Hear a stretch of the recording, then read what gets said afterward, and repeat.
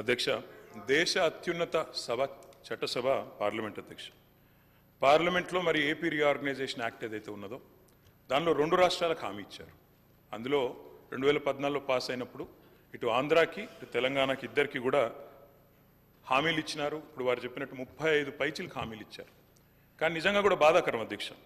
ఒక రాష్ట్రానికేమో చేయూతనిచ్చి మరొక రాష్ట్రానికి చెయ్యి ఇవ్వడం, మొండి చేయి చూపెట్టడం అనేది నిజంగా కూడా మంచిది కాదు. ఇది అన్యాయం. తప్పకుండా ఈ తెలంగాణ హక్కులను ఇవి కాలరాయడమే అవుతుంది. వ్యవస్థీకరణ చట్టానికి ముఖ్యంగా తూట్లు పొడవడమే అయినట్టుగా మేము కూడా భావిస్తూ ఉన్నాం. అధ్యక్ష, పక్కవారు బాగుపడితే సంతోషపడతాం. ఆంధ్ర రాష్ట్రానికి డబ్బులు ఇచ్చారు, సంతోషం, ఇబ్బంది లేదు.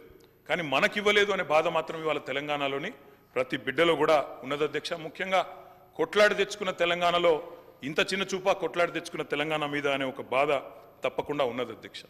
అధ్యక్ష, తెలంగాణ హక్కులను ఎవరు హరించినా, ఎవరు ఇబ్బంది పెట్టినా తెలంగాణ ప్రయోజనాల విషయంలో తప్పకుండా వారి మెడలు వంచే బాధ్యత మరి తెలంగాణ కోసమే పుట్టిన పార్టీగా, తెలంగాణ గడ్డ మీద పుట్టిన పార్టీగా బీఆర్ఎస్ పార్టీ అనే మాట నేను మళ్ళొకసారి గుర్తు చేస్తా ఉన్నా అధ్యక్ష. అధ్యక్ష, కేసీఆర్ గారి పోరాట పటిమ గురించి చెప్పాల్సి వస్తే, మేము చేసిన కార్యక్రమాల గురించి చెప్పాల్సి వస్తే, 10 సంవత్సరాలు కేంద్రం మీద మేము చేసిన ప్రయత్నాల గురించి చెప్పాల్సి వస్తే, రాసుకుంటే రామాయణం అంతా, చెప్పుకుంటే భారతం అంతా అని అంత కథ ఉంది అధ్యక్ష. కానీ కొన్ని మాత్రం తప్పకుండా మీ దృష్టికి తీసుకొని రావాల్సిన బాధ్యత మా మీద ఉన్నదని నేను భావిస్తా ఉన్నా అధ్యక్ష. అధ్యక్ష, మొట్టమొదట రాష్ట్రం ఏర్పడ్డదో లేదో ఇంకా అప్పటికి ముఖ్యమంత్రిగా కేసీఆర్ గారు ప్రమాణ స్వీకారం కూడా చేయలేదు. చీఫ్ మినిస్టర్ డెసిగ్నేట్గా ఉన్నారు. 7 మండలాలు తెలంగాణకు సంబంధించి అన్యాయంగా ఒక ఆర్డినెన్స్ ద్వారా మరి ఆనాడు పోలవరంలో ముంపులో భాగంగా ఆంధ్రాలో కలిపితే మొట్టమొదటగా స్పందించింది, రాష్ట్ర బంధుకు పిలుపునిచ్చింది, ఆనాడు అప్పటి కేంద్ర ప్రభుత్వాన్ని వ్యతిరేకించింది మా పార్టీ అధ్యక్ష. ఆనాడు ఇంకా ప్రభుత్వం ఏర్పాటు చేయకపోయినా కొట్లాడింది మేము అధ్యక్ష. అధ్యక్ష, ఇది సెప్టెంబర్ 7, 2014 ఆనాడు కేసీఆర్ గారు మరి ప్రధానమంత్రి గారిని కలిసి తెలంగాణ రాష్ట్రానికి ప్రత్యేక ప్యాకేజ్ ఇవ్వండి, ప్రత్యేక హోదా ఇవ్వండి, ఆంధ్ర అడుగుతున్నది, మాకు కూడా స్పెషల్ స్టేటస్ ఇవ్వండి అని అడిగిన ప్రెస్ క్లిప్పింగ్ అధ్యక్ష. అధ్యక్ష, ఒకసారి కాదు అధ్యక్ష, 1,15,667 కోట్లు మా రాష్ట్రానికి ఇవ్వండి అని చెప్పి ముఖ్యమంత్రిగా అన్నాడు కేసీఆర్ గారు. ఇది సెప్టెంబర్ 16 మన 2016 ఫిబ్రవరి 12 అధ్యక్ష.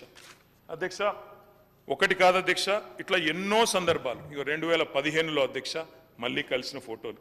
అదేవిధంగా ఒక్కసారి కాదు అధ్యక్ష, ఎక్కని కొండలేదు మొక్కని బండలేదు అన్నట్టు ప్రతి విషయంలో, ప్రతి ప్రాజెక్టు విషయంలో కేంద్ర ప్రభుత్వం దగ్గరికి పలుమార్లు పోయినాం అధ్యక్ష. పోయి కొన్ని సాధించినాం, కొన్ని సాధించలేకపోయాం, రకరకాల ప్రయత్నాలు చేసినాం. వివక్షాపూరితమైన వ్యవహారం చేసినప్పుడు ముఖ్యంగా సిఏఏ, ఎన్పిఆర్, ఎన్ఆర్సీ లాంటి విషయంలో తెలంగాణ శాసనసభలోనే తీర్మానం పాస్ చేసినాం అధ్యక్ష. పాస్ చేసి దిస్ వాజ్ ఇన్ 2020 మార్చ్ 26 అధ్యక్ష. మేము నిర్ద్వందంగా తిరస్కరిస్తున్నాము సిఏఏ, ఎన్ఆర్సీ అని చెప్పి కేంద్ర ప్రభుత్వానికి మా నిరసన కూడా చెప్పినాం అధ్యక్ష. Central amendment act, electricity amendment act తెచ్చి మోటార్లు పెట్టాల్సిందే, మీటర్లు పెట్టాల్సిందే మోటార్లకు అని మెడ మీద కత్తి పెడితే దాన్ని వ్యతిరేకిస్తూ శాసనసభలో తీర్మానం చేసినాం అధ్యక్ష. అధ్యక్ష, ఇది ఒకటే కాదు అధ్యక్ష, కాజీపేటలో కోచ్ ఫ్యాక్టరీ ఇవ్వలేందుకు మేము మా పార్టీ 2021 మార్చి నాడు చేసిన నిరసన. ఇవన్నీ ఏపీ రీఆర్గనైజేషన్ యాక్ట్ ప్రామిసెస్ అధ్యక్ష. 1 minute డిప్యూటీ సీఎం గారు. సార్ ఇన్నిసార్లు డిస్టర్బ్. అధ్యక్ష, ఈరోజు రాష్ట్ర ప్రజలంతా కూడా గంభీరంగా మనకు జరిగిన నష్టం పైన ఆవేదన చెందుతూ ఉన్నారు.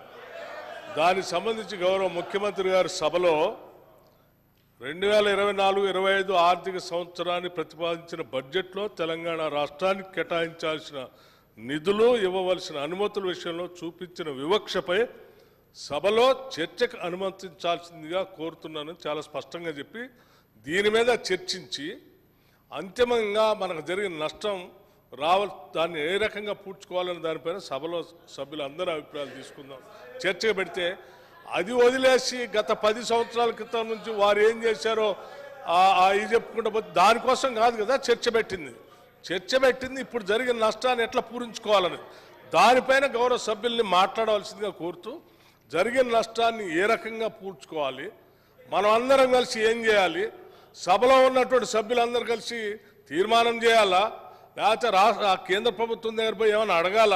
ఏం చేయాలో మీ సూచనలు చెప్పండి, దాని ప్రకారం తీర్మానం చేద్దాం. దాంట్లో రండి అధ్యక్ష, వారికి స్పష్టంగా చెప్పండి అధ్యక్ష.